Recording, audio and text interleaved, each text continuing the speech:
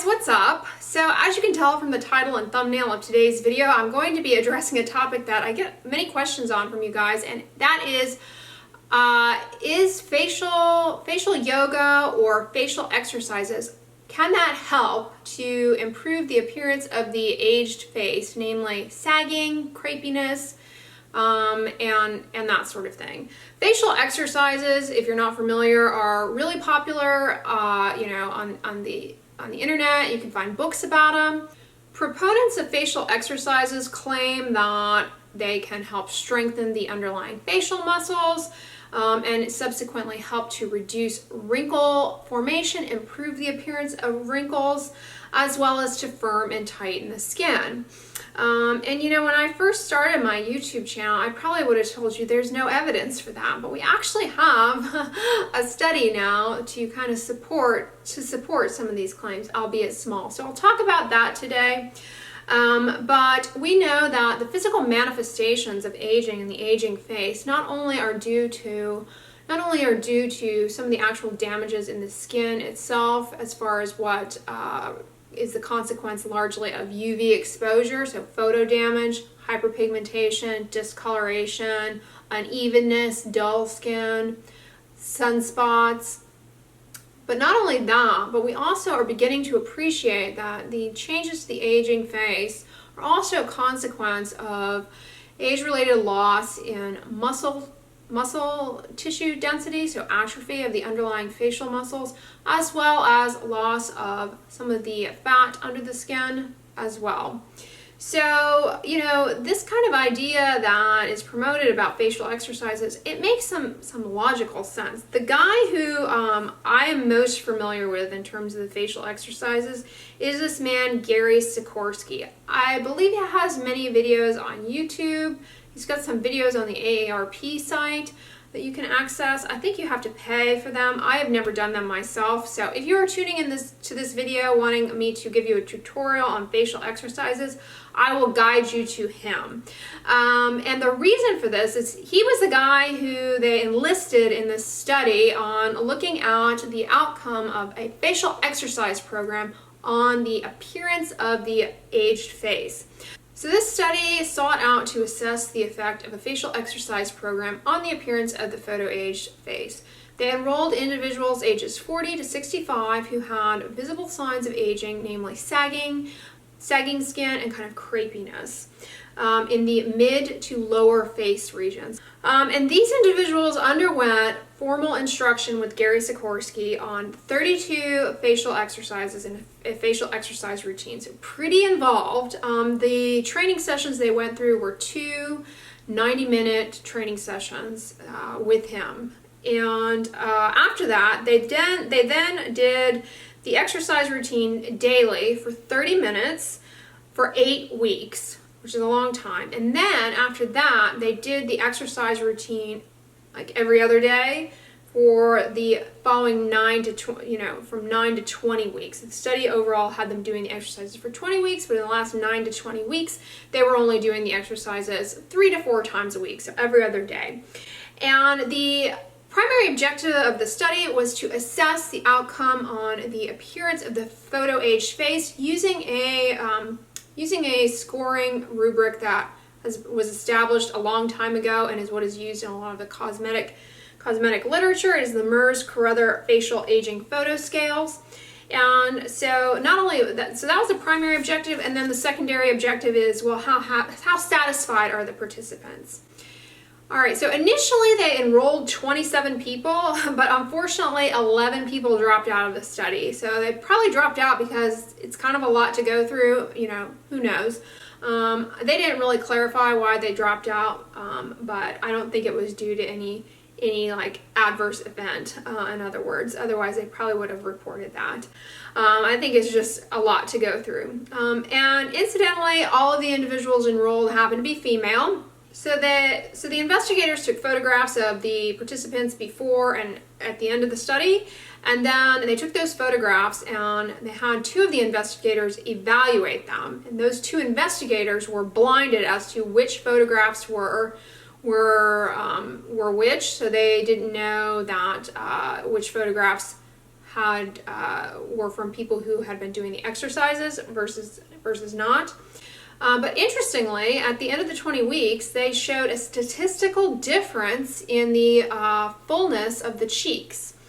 They looked at all areas of the lower face, however, and that was the only area where there was a statistical improvement in fullness of the face. And they didn't show any improvement in the neck, for example. That looked the same. So this is an objective measurement in the sense that the investigators are just looking at photographs and following a rubric of scoring, and they don't know who has done the exercises and who is kind of the before photographs. So it appeared to be most striking for improving the appearance of cheeks, but this is at 20 weeks, so who knows, maybe if they had done it longer, they would have had some benefit in other areas. And then in terms of the secondary outcome, the participants were, quote, satisfied with the results. The study has some limitations, very, very small, only looking at women, subsequently were enrolled, and it's biased, it's not controlled, so they don't have a control group not doing exercises. And then the other limitation of the study is that, they're kind of enrolling people people are volunteering to do this, probably people who are more motivated to do it, either because they have time and, they want to try it. They are more likely to stick with it, do it right, be consistent with it. And then they may feel better about themselves after doing it and feel more satisfied with the way they appear, even though they may not really appear strikingly different.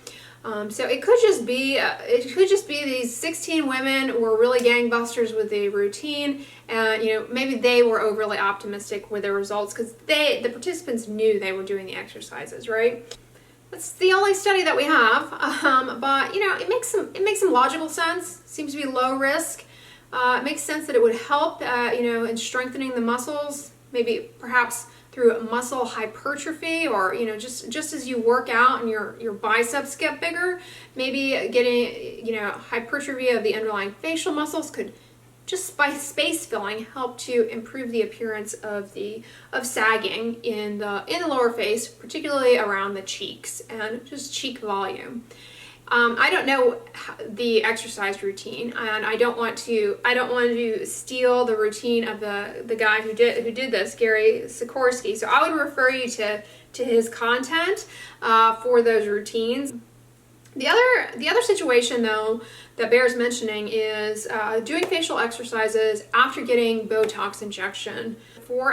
Doing facial exercises 4 hours after getting a Botox injection, and the reason being that it can theoretically help to take up the Botox better into those facial muscles that you're hoping to paralyze with the Botox. And it's been kind of controversial for a long time. Does this really make a difference? Does it not? And there is now a new small study that shows it does seem to accelerate the onset of the Botox. In other words, it doesn't make the Botox more effective. You'll just potentially, based on the small study, start seeing some benefit from the Botox earlier than if you didn't exercise those facial muscle groups. And it's not a specific routine there. It's more just like kind of exercising the muscles and moving them around. And it seems like it accelerates the onset of the Botox acting by maybe a day or so at the most. But in the same vein as facial exercises, you guys asked me about facial yoga a fair amount. I don't have any personal experience with that. And I can't find any studies to support the use of facial yoga. From what I understand, facial yoga is a little bit similar to facial exercises, but instead of being like a strength training routine, it's more focused on relaxing the underlying muscle groups, improving tension, and then subsequent overall tone of the face. And that too makes a lot of sense. When we clench the facial muscles, you could get hypertrophy in areas that you might not want, like the cheek area, the jowl area, that could potentially skew the appearance of your face. So I can see the logic there, and just some mindful feedback, relaxation techniques. If anything, it's got to improve tension headaches. I would imagine that would be helpful, and I can't imagine there being any risks to relaxing and, you know, doing some little movements of the face. That seems reasonable to me, but can't say as there are any studies looking at facial yoga specifically, nor do I have any experience with that. But facial exercises, they really do kind of seem promising, believe it or not. I never would have thought that, and then I saw the study. And the guy who did the study, Dr. Murad Alam from Northwestern in Chicago, he's a very well-known in academia as well as in cosmetic dermatology. So I respect his study. I imagine they did it well, and they used a guy who is well known for coming up with the exercise routine. So seems to be helpful, potentially helpful, not harmful. So yeah, I hope this video was helpful to you guys and kind of addressing these questions about facial exercises. Comment below, do you have any resources for exercises that you do, on whether they be on YouTube or, you know, some sort of blog or post or video series or book. But I hope you liked this video. If so, give it a thumbs up, share it with your friends, and as always, don't forget, sunscreen and subscribe. Talk to you guys tomorrow.